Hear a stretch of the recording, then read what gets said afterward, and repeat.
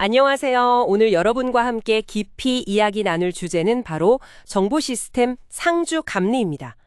감리 자체는 다들 어느 정도 아실 텐데요. 오늘은 특별히 왜 상주, 그러니까 현장에 머무르는 감리가 필요한지, 또 어떤 중요한 역할을 하는지 제공해 주신 자료들을 보면서 좀 더 자세히 파헤쳐 보겠습니다. 네, 반갑습니다. 자, 그럼 시작해 볼까요? 우선 자료들을 보면요. 이 상주감리라는 게 주로 좀 규모가 크거나 아니면 위험도가 높다고 판단되는 그런 정보화 사업에 많이 적용된다고 해요. 네, 맞습니다. 혹은 대기업 참여가 제한된 사업 있잖아요.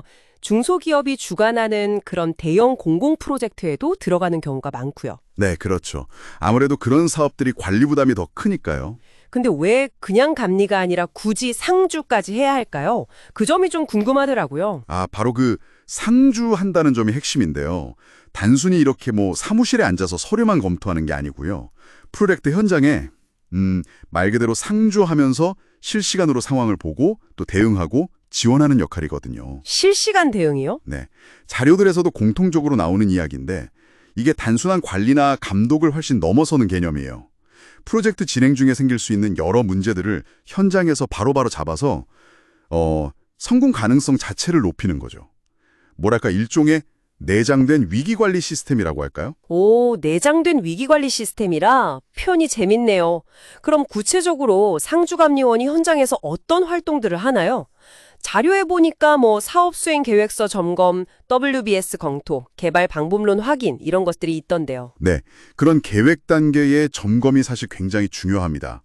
예를 들어서 그 WBS, 작업 분할 구조라고 하죠? 네네. 이게 초반에 명확하게 안 잡혀 있으면 나중에 프로젝트 막바지에 가서 예상치 못한 요구사항에 불쑥 튀어나온다거나 범위가 막 흔들릴 수 있거든요. 아, 그럼 큰일 나겠네요. 그렇죠.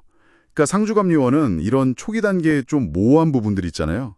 그런 걸 미리 딱 짚어내서 나중에 생길 수 있는 큰 혼란이나 비용 증가 같은 위험을 사전에 막아주는 그런 역할을 하는 겁니다. 단순히 서류 확인이 아니라 진짜 잠재된 위험을 선제적으로 관리하는 거군요. 네, 맞습니다. 선제적 관리. 그게 핵심이죠. 확실히 문제가 딱 터지고 나서 수습하는 거랑은 차원이 다르겠어요. 특히 요즘 공공정보화 사업에 중소기업 참여가 늘면서 발주기관의 전문성을 좀 보완해주고 또 사업자의 역량을 지원하는 역할도 중요해졌다고 하던데요. 네, 아주 중요한 지점입니다. 발주기관 입장에서는 사실 모든 기술 이슈나 사업 관리 노하우를 다 알기 어렵잖아요. 그때 이제 상주감리원이 현장에서 바로 실질적인 조언을 해줄 수 있는 거죠. 기술 자문 역할도 하고요. 든든하겠네, 발주처 입장에서는. 네. 그리고 또 중소사업자에게는 뭐랄까 약간의 멘토링 그런 역할도 하면서 프로젝트 전체의 품질을 같이 끌어올리는데 기여를 하는 거고요. 자료들을 봐도 이 발주자랑 사업자 사이에 기술적인 견해 차이가 있을 때 이걸 조율해주고 또 빠른 의사결정을 돕는 역할이 결국 프로젝트 지연이나 실패를 막는 데 아주 결정적이라고 강조하고 있어요. 그렇군요. 요구사항 관리 측면에서도 역할이 크다고 들었습니다. 그 요구사항 정의서 내용이 실제 개발되는 과업에 잘 반영되고 있는지, 혹시 변경이 필요하면 그게 타당한 건지, 이런 걸 면밀히 본다고 하던데, 이게 왜 그렇게 중요한가요? 얼마나 정확하게 또 효과적으로 구현하느냐에 달려 있으니까요. 그게 기본이죠. 그렇죠. 상주감리원은 개발 과정에서 혹시라도 요구사항이 누락되거나 잘못 해석되거나 하는 일이 없도록 계속 확인을 하는 거예요. 그리고 만약에 요구사항 변경이 불가피하게 발생하면 그 변경이 다른 부분에 어떤 영향을 미칠지 그 범위랑 차당성을 꼼꼼하게 분석해서 혼란을 최소화하도록 돕고요. 변경 관리도 중요하군요. 네. 그리고 또 하나 중요한 게 개발 과정에서 계속 나오는 산출물들 있잖아요.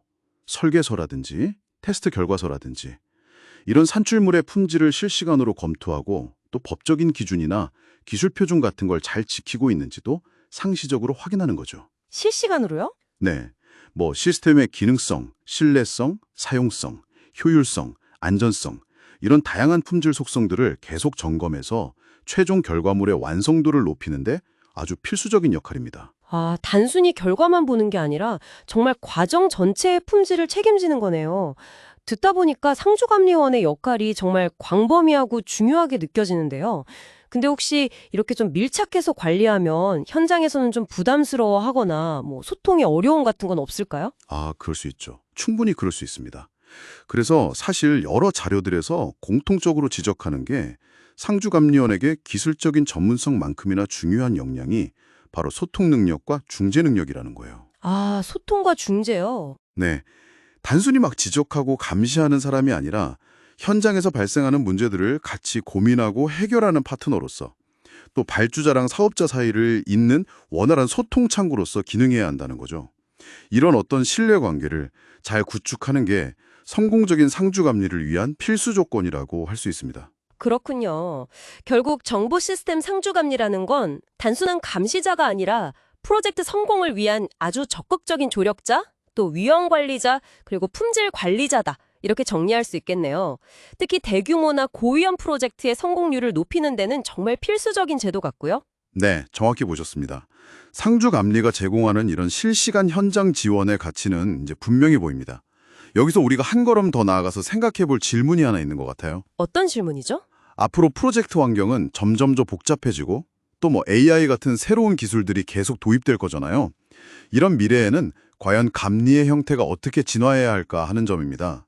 특히 상주감리가 제공하는 이 인간적인 현장 개입의 가치, 이게 과연 기술로 완전히 대체될 수 있을까요? 아니면 여전히 그 고유한 중요성을 가질까요? 이 부분은 여러분께서 한번 진지하게 고민해 보시면 좋을 것 같습니다. 네, 정말 흥미로운 질문이네요. 오늘 저희와 함께 정보 시스템 상주 감리의 세계를 깊이 탐색해 주셔서 감사합니다.